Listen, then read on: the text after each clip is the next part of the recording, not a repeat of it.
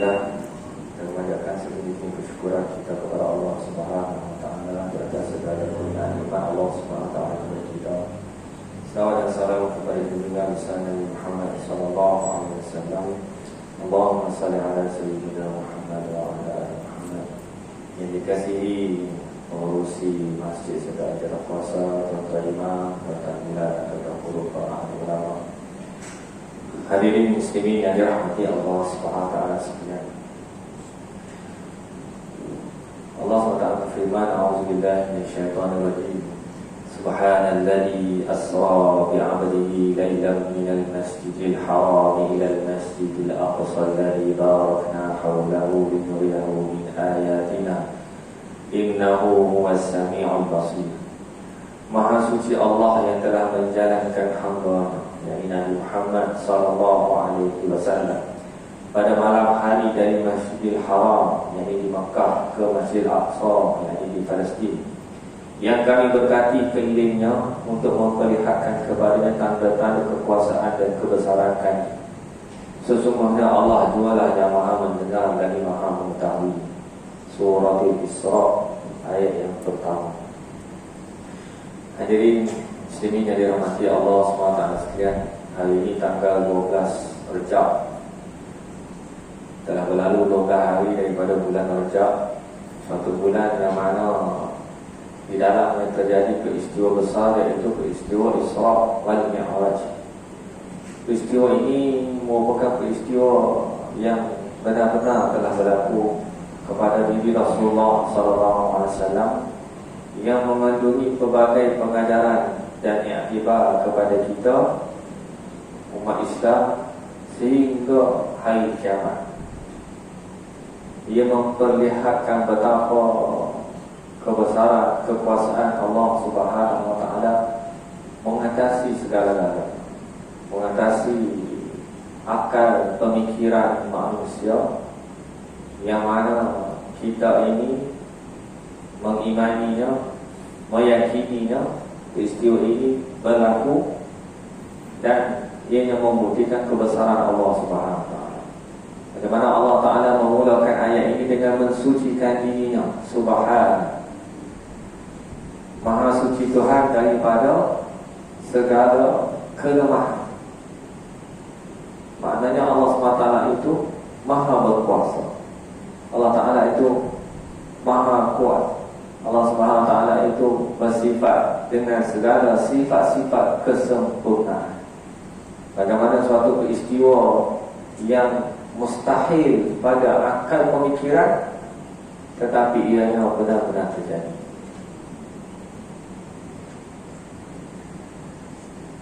Subhan alladzi asra bi 'abdihi, yang memperjalankan hamba, yakni memperjalankan Rasulullah sallallahu alaihi wasallam, membawa Rasulullah sallallahu alaihi wasallam dalam satu pengembaraan, dan ianya menjadi bukti keagungan Allah Subhanahu wa taala yang tidak ada tolok bandingnya selama-lamanya.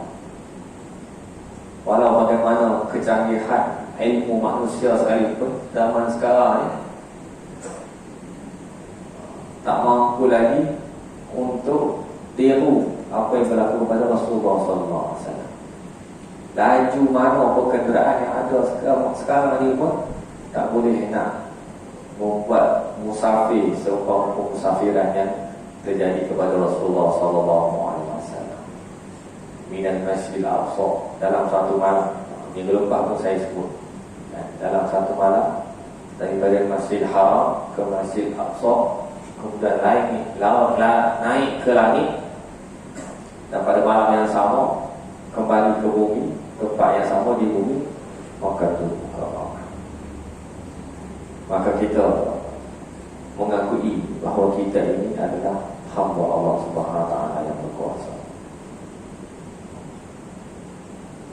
Walaqad ra'a nazlatan ukhra 'inda sidratil muntaha 'indaha jannatul ma'wa idh yaghsha sidrata ma yaghsha ma zaghal basar wa ma tara laqad ra'a min ayati rabbihil kubra.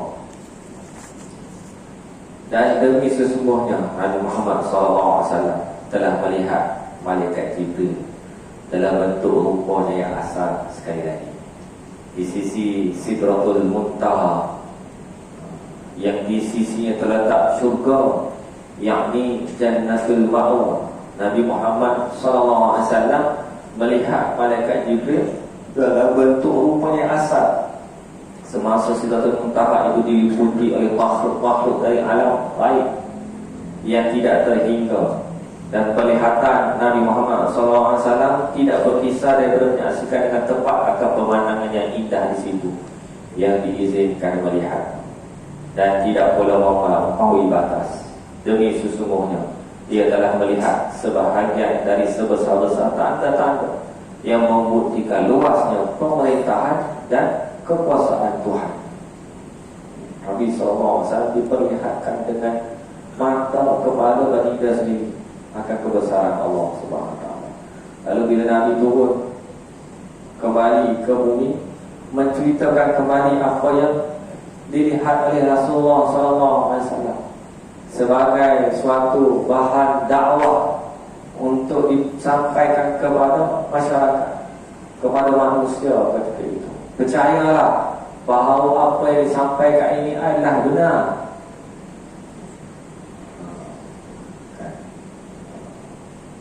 Jadi kita sebagai orang yang beriman, apabila diberitakan perkara-perkara seumpama ini, diberitakan tentang syurga, diberitakan tentang neraka, Rasulullah SAW telah melihat sendiri keadaan tersebut.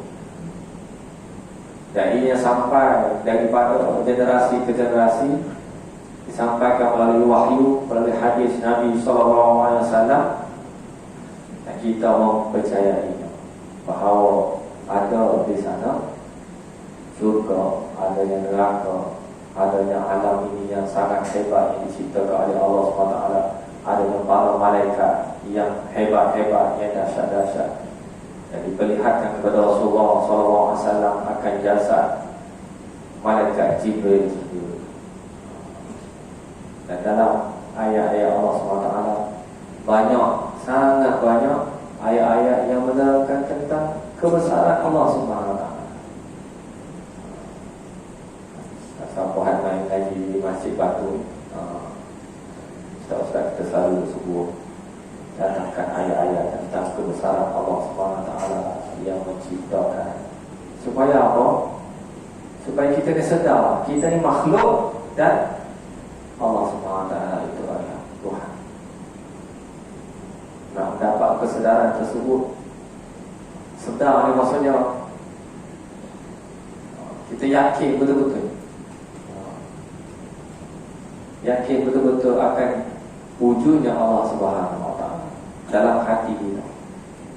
Apabila kita meminta, kita minta dengan penuh keyakinan kepada Allah Subhanahu Wa Taala.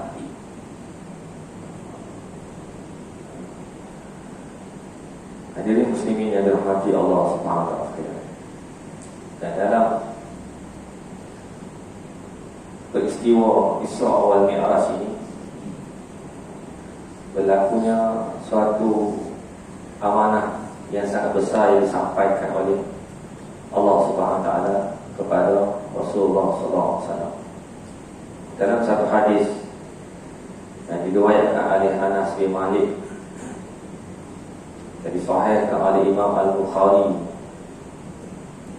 rahimahullah ta'ala, Anas bin Malik berkata bahawa Abu Zar menceritakan bahawa Rasulullah SAW sabda, panjang hadisnya, ketika Rasulullah SAW ada di Mekah, dibukakan atap rumahnya, lalu malaikat Jibril datang, dan malaikat Jibril itu membelah dada Rasulullah SAW, mencuci dada isi kandungan Rasulullah SAW ini menggunakan air Zam-Zam. Dibawa bekas daripada emas berisi hikmah dan iman, dan dituangkan ke dalam dada Rasulullah SAW dan ditutup kembali. Lalu malaikat Jibril itu pun bawa Rasulullah SAW naik ke langit, sampai ke pintu langit yang pertama. Malaikat berkata, bukalah. Di langit itu ada pintu-pintu yang dijaga oleh para malaikat. Malaikat Jibril kata, buka. Lalu ditanya, siapa ni? Malaikat Jibril kata, akulah Jibril. Apakah ada orang lain bersama dengan kamu? Maka Jibril jawab, ya, bersamaku Nabi Muhammad SAW. Adakah dia diutus sebagai Rasul? Jibril menjawab, benar. Lalu dibukakan pintu yang pertama, diperlihatkan dengan seorang lelaki, Nabi Adam alaihissalam, yang ada di sisi kiri dan kanannya ada roh anak keturunannya, dan sebelah kanannya adalah para ahli syurga, sedangkan di kiri Nabi Adam alaihissalam ada ahli neraka. Bila dipandang ke kanan, dia gembira dan tertawa. Apabila melihat ke kiri, Nabi Adam sedih dan menangis. Lepas tu naik pula tingkat yang kedua, ketiga, jumpa lah beberapa orang Nabi, sehinggalah bertemu dengan Nabi Ibrahim di langit yang ke-6. Sampai ke satu tempat,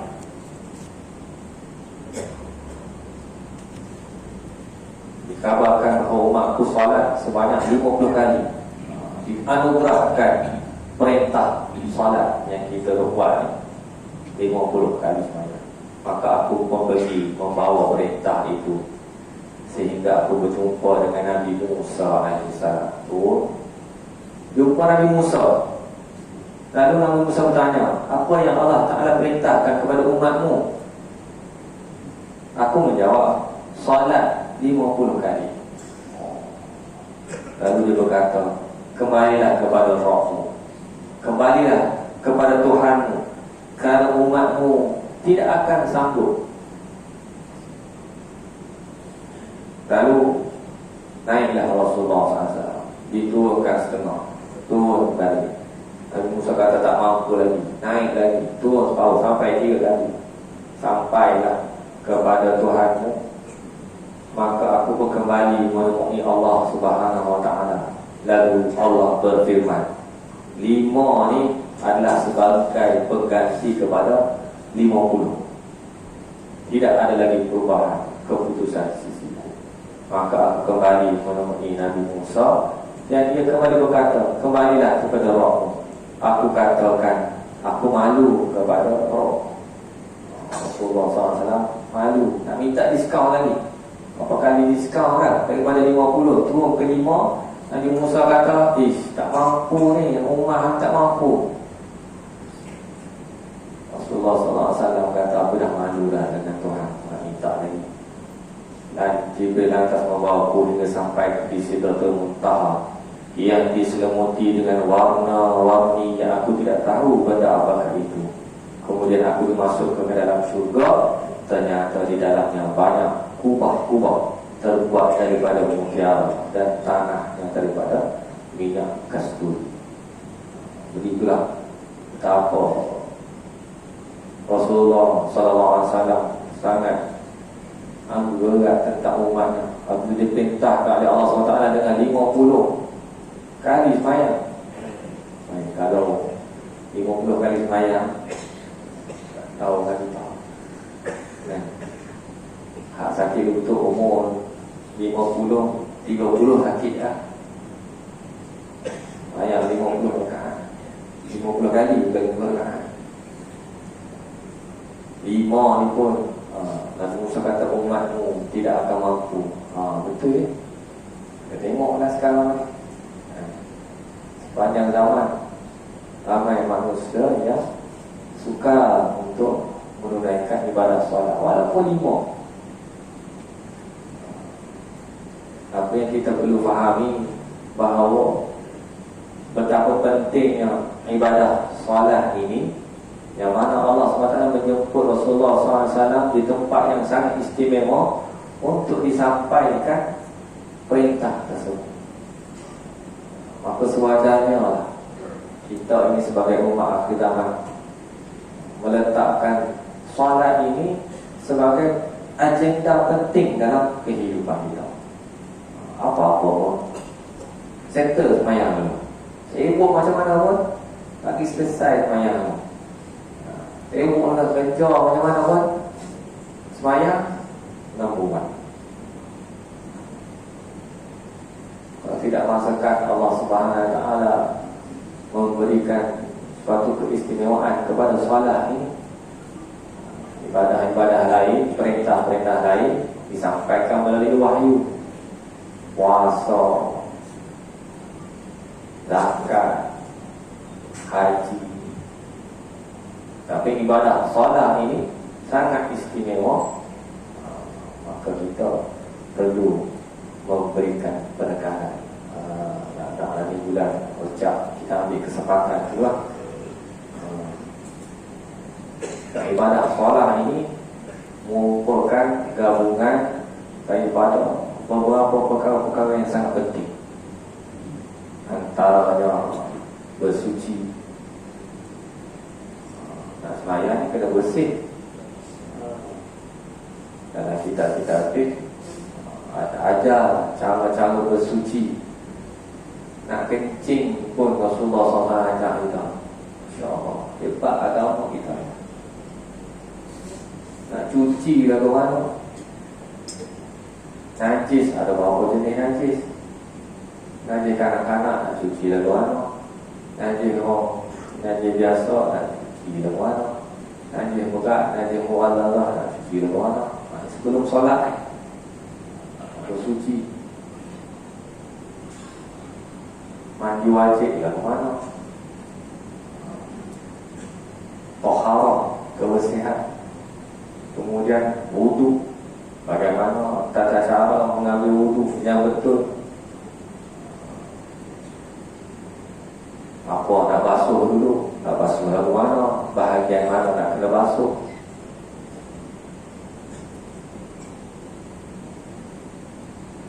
Ini sebelum solat. Kemudian masuk pula tentang cara-cara solat yang betul. Macam mana? Angkat takbir lagu mana? Niat lagu mana? Adakah sekarang ni ilmu yang kita ada ni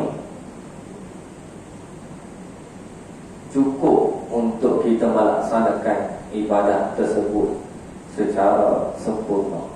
Paling tidak pun ada penambahbaikan dari masa ke semasa. Ataupun kita dah pakai ilmu yang kita mengaji masa sekolah rendah dulu. Kira hak tu dah. Masa sekolah ustaz dah ajak pakai hak tu dah. Lepas tu tak mengaji dah. Tak apa betul lah. Jadi kita ambil sempurna bulan Rejab ni, kita memperbaiki cara ibadah yang betul, khususnya dalam ibadah solat. Penting, sangat penting. Menjaga waktu solat. Lebih lagi kita ni yang ketua keluarga yang ada tanggungjawab amanah yang Allah Ta'ala berikan kepada kita untuk menjaga ahli keluarga kita. Jadikan solat ini sebagai suatu perkara yang sangat penting dalam kehidupan kita, dalam kehidupan keluarga kita.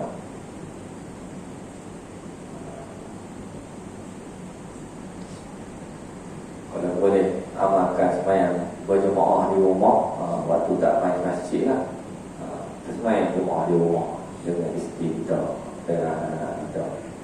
Saya kira kita nak bawa main ke masjid, sembahyang berjemaah di masjid.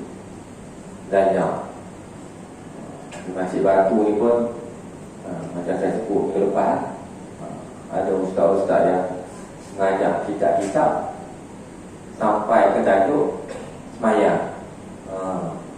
Contoh, kita tahu boleh tengok dalam jadual minggu dan 2 ada lakut jadual baru kan. Tengok dalam jadual Ustaz Fauzi mengajak kitab Bunyatul Musalli pasal solat.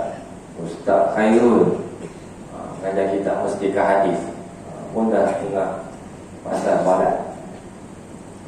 Ustaz Zulkifli Talib kitab Fahrul Madi pun cerita pasal solat. InsyaAllah lah, kita dari masa ke semasa kita memperbaiki ilmu, menambah ilmu yang kita ada supaya kita menambah kualiti ibadah solat kita ni. hubungan kita dengan Allah Subhanahu Wa Taala.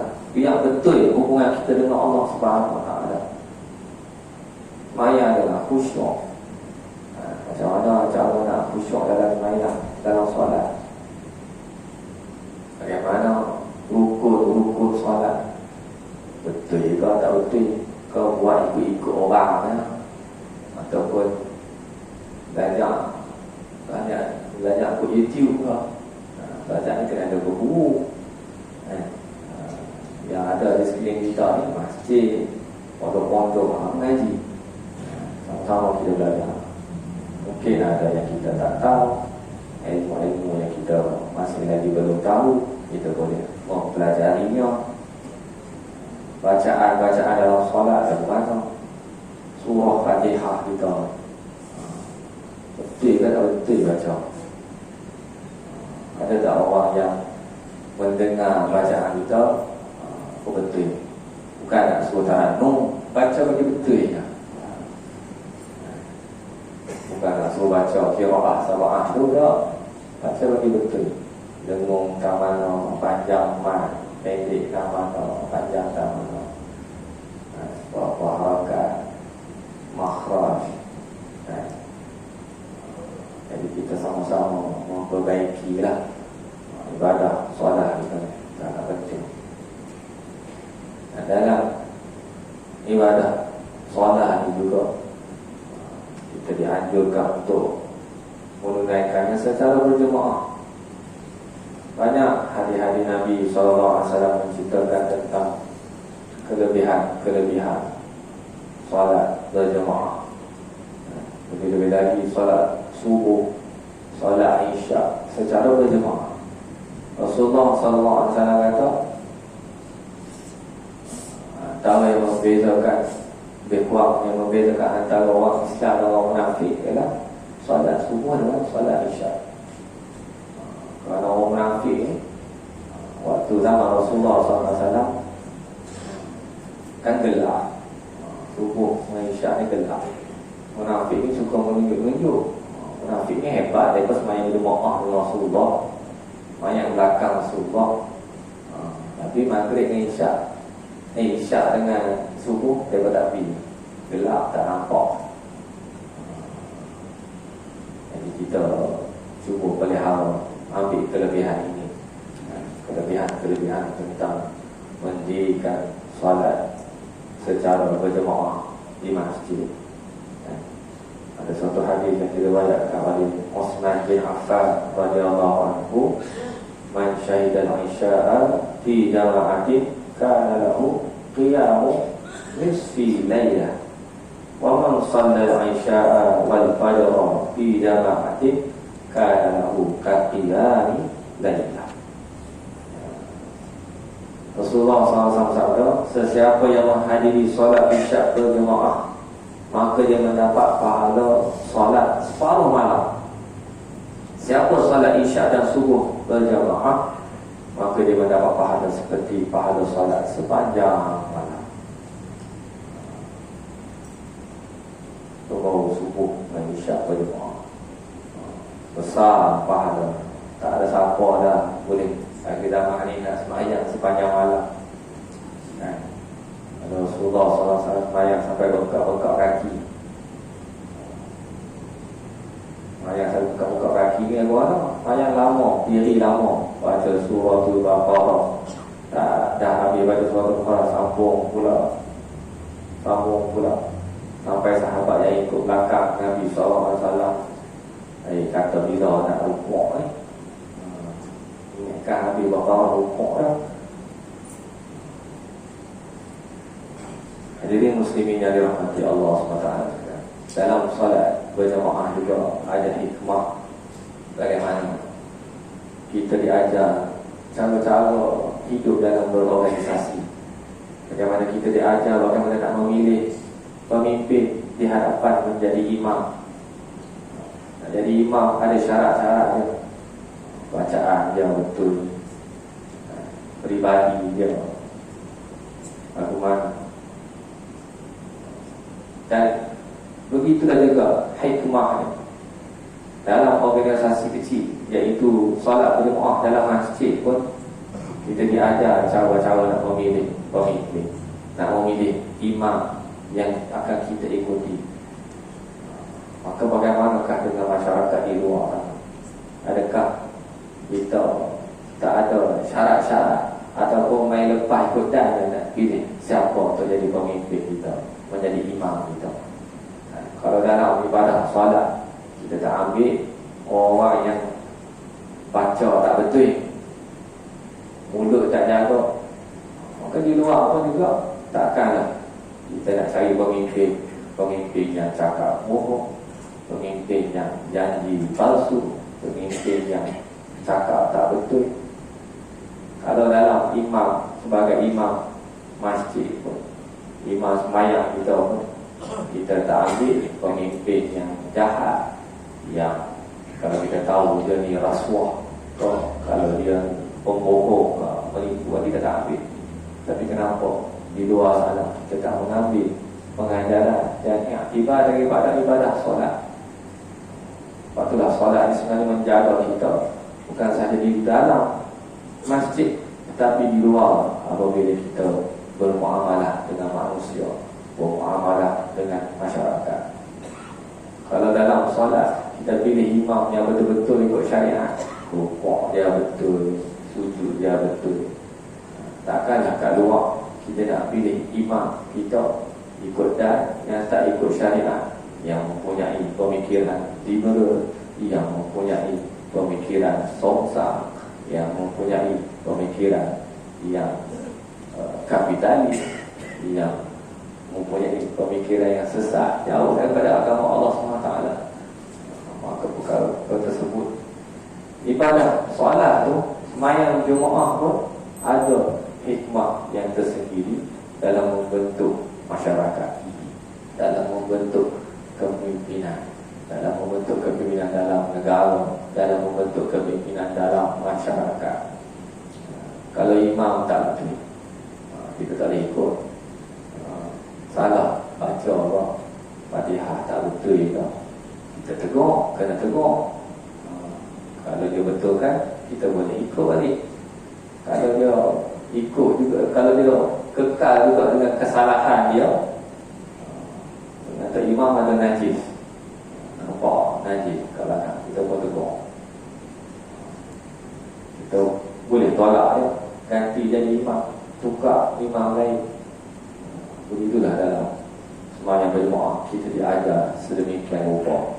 Maka falsafahnya, apabila di luar sana ada peluang untuk memilih pemimpin, kita gunakan kaedah ini. Ini pemimpin yang baik, yang tidak cakap bohong, yang tidak memberi janji-janji palsu, yang jaga syariatnya, yang memperjuangkan agama Allah Subhanahu Wa Taala, yang mempertahankan agama Allah Subhanahu Wa Taala. Kalau dalam semayang pun kita cari orang yang paling alim, orang yang paling bagus bacaannya. Takkan di luar sana kita nak pilih orang yang tak ketahuan jadi pemimpin kita, kan? Jadi kita sama-sama boleh berfikir sepanjang bulan Rajab yang mulia ini, mengambil pengiktibaran daripada ibadah solat ini. Patutlah solat ini dikatakan inna solata tanha anil fahsya'i wal munkar. Macam mana dia boleh mencegah fahsya' dan munkar? Apabila ibadah solat itu diterjemahkan dalam kehidupan. Dalam sembahyang kita jaga syariat, di luar sembahyang kita jaga syariat dalam kehidupan kita. Kita jaga tertib ni, rukuknya dia betul rukuk, sujudnya dia betul sujud. Di luar sana pun kita seorang peniaga, kita jaga tertib, ada sebagai seorang peniaga. Tidak tipu, tidak bohong, tidak mengurangkan timbangan. Kita sebagai seorang pekerja, kita melaksanakan amanah yang terbaik.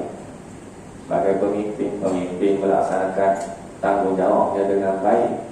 Sebagai pengikut, kita sembahyang jemaah, kita jadi pengikut. Ketika dia ikut imam, tak boleh mendalami imam. Ada juga ada sebagai seorang pengikut kepada pemimpin yang baik.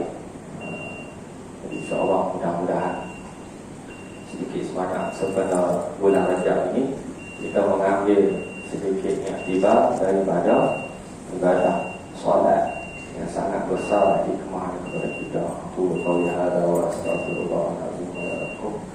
Bila taufiq hidayah. Assalamualaikum warahmatullahi wabarakatuh.